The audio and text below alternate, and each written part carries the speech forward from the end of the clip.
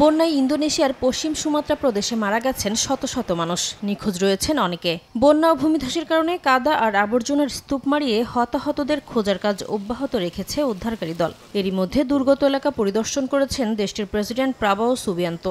বিচ্ছিন্ন গ্রামগুলোতে হেলিকপ্টার যোগে ত্রাণ সহায়তা পৌঁছানোর কথাও জানান তিনি। দেশটির দুর্যোগ ব্যবস্থাপনা সংস্থা বলছে, ভয়াবহ এই বন্যায় 28,000-এর বেশি বাড়িঘর পানিতে তলিয়ে গেছে। এতে ক্ষতিগ্রস্ত হয়েছেন 14 লাখ মানুষ। ঘূর্ণিঝড়ের কারণে শ্রীলঙ্কায় ভয়াবহ বন্যায় তলিয়ে গেছে দেশটির দক্ষিণ পশ্চিমাঞ্চল। প্রাণ হারিয়েছেন বহু মানুষ।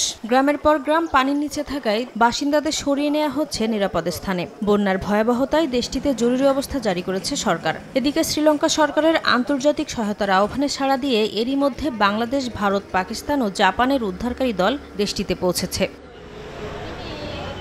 থাইল্যান্ডে চলমান বন্যায় হতাহত হয়েছেন অনেকে। দেশটির সংখ্লা প্রদেশে পানি, বিদ্যুৎ বিচ্ছিন্ন থাকায় 76,000-এর বেশি শিক্ষার্থী স্কুলে ফিরতে পারছে না বলে জানিয়েছে সেভ দ্য চিলড্রেন। এদিকে সরকারের ত্রাণ ব্যবস্থাপনা নিয়েও বাড়ছে জন অসন্তোষ। অব্যবস্থাপনার অভিযোগে এরই মধ্যে 2 কর্মকর্তাকে সাময়িক বরখাস্তও করা হয়েছে। মালয়েশিয়ার পেরলিসে টানা বর্ষণে বেশ কয়েকজনের মৃত্যু হয়েছে। এখনও পানির নিচে বহু এলাকা। নাসরিন রুমি, সময় সংবাদ।